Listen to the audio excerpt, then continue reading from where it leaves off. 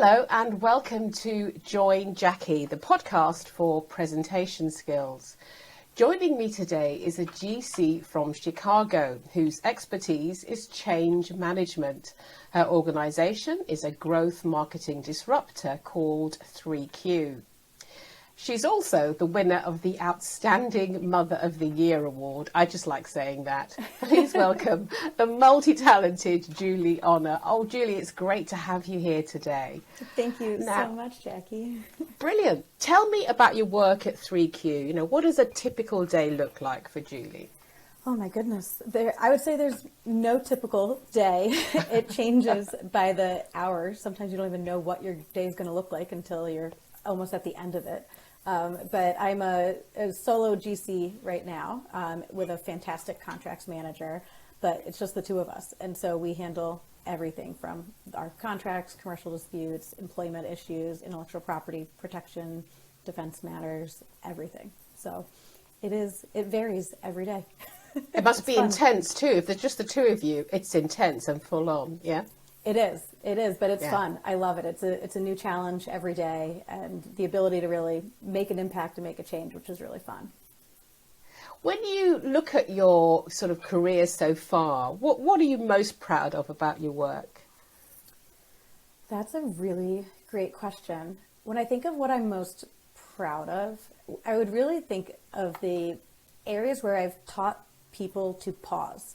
Right? There's so many times that within the company, somebody will come to me and say, I have a question.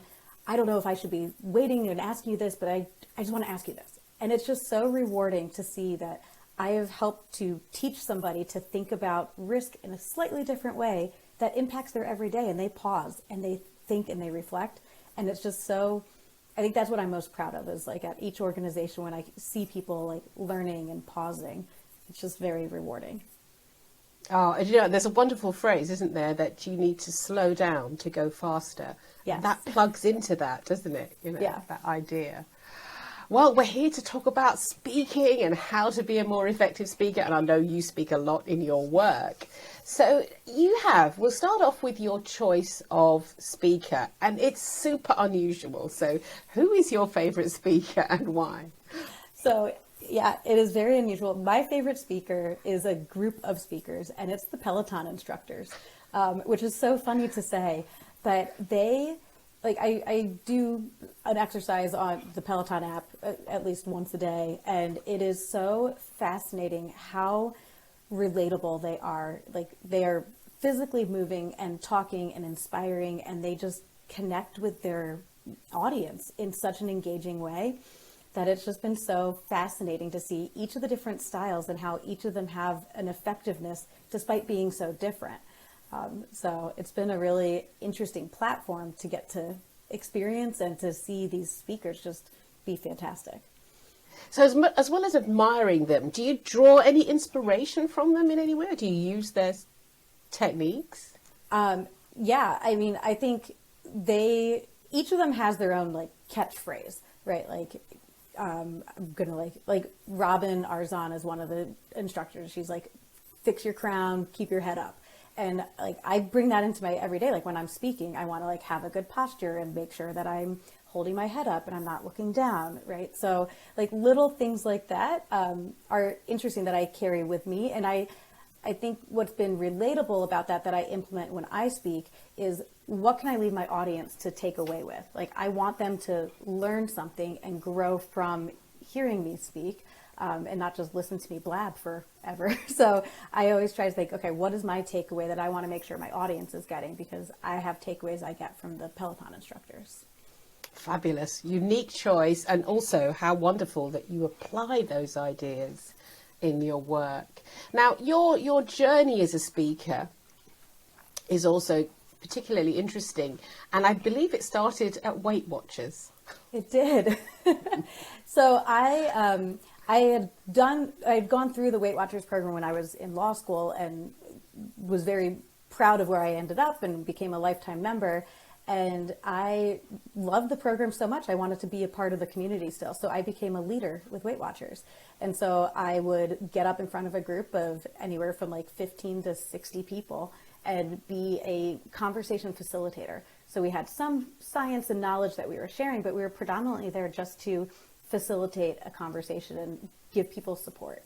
And it was fantastic. And the community, as I led several meetings in Chicago, and so my audience or my members would range from like people working at restaurants to CEOs of companies to judges coming in and being members. So it's just a very interesting and eclectic audience that you never know who's going to be in that room.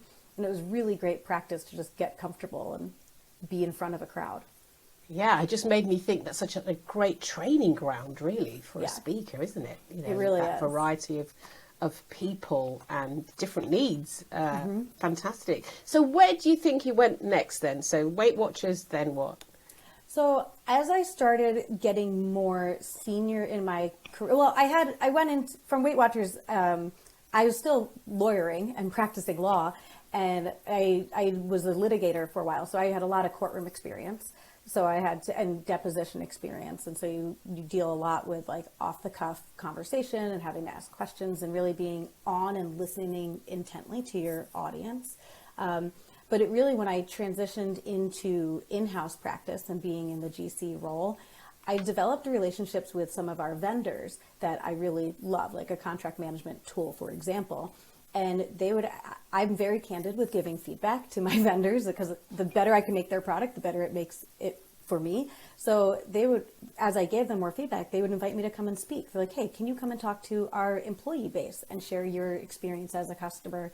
Or can you come and speak on a panel of what we're doing? And I just kept saying yes. And I ended up having a lot of opportunities to begin my speaking career on panels in that way, which was really interesting. And I know that you had lots of successes, obviously, but there were times when you were challenged. And when were the difficult times for you? What would you identify? Yeah. So I would say one of the most difficult ones was last year. I was invited to speak on a global intellectual property panel at a very popular conference. And I first pushed back. I'm like, are you sure that you want me? Am I smart enough? Do I know enough to be there? And they're like, absolutely, we want you. And so I said yes to the panel. And then I get the other panelists, and it is like chief privacy officers at these very like global companies and myself. And I'm like, I am way out of my league. And I studied so hard for that, Jacqui. I was terrified that I was going to come across as not knowledgeable enough or not be able to give something to the audience that they felt was valuable. And so I studied and prepared for that panel more than anything I had done. Like, it felt like bar exam studying almost, of like, I want to be ready. I want to know what I'm doing, because I was so scared. It was such an uphill battle to like build my confidence from a knowledge level to be able to then have a comfortable presence once the panel actually happened. And then during that panel, of course, it's the one that I'm like the most stressed. It's during the beginning parts of COVID. I had my 3-year-old and my 2-year-old at home with me because daycare was closed. And my kids walk in, no clothes, screaming for mom, like in the middle of me speaking in front of over 1,000 people. And I am like trying to just stay calm. You guys stay over there. Let me calmly walk you out.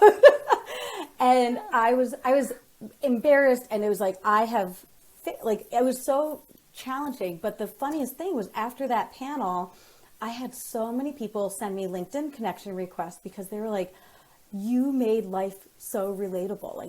I saw how you handled that, and that helps me feel better about how I handle my kids coming in on calls. And it just was such an interesting experience where I had to work so hard and I thought I had failed, but in a way my failure was what almost resonated with them. Oh, wow. That's a great story. I love that. Triumph in the end. Yeah. So, yeah, I mean, the final question I guess I have of you before we finish our time, people who are looking to improve their speaking skills, what would your top tip be? So I have, anytime you're speaking, I think there are 2 really important parts to keep in mind. One is, why should people care about what you're saying, right? What makes you qualified to be talking to them about the topic? And the other is, what do you want them to walk away with? There are so many panels I sit on that people tell stories just to tell stories, but there's not a tangible lesson to walk out of with it. And it's frustrating to listen to those. So I think those are my two important, like my most pressing ones of anytime I'm sitting there. I want people to know, why should they listen to me? Why am I qualified to be telling them about what I'm talking about? And then what do I want to make sure that they walk away with as a tangible learning? Fabulous tips. I love them. Well done. Oh, Julie, thank you so much for joining me today. Thank you. And it's my pleasure. And that's it for this episode of Join Jacqui. See you next time.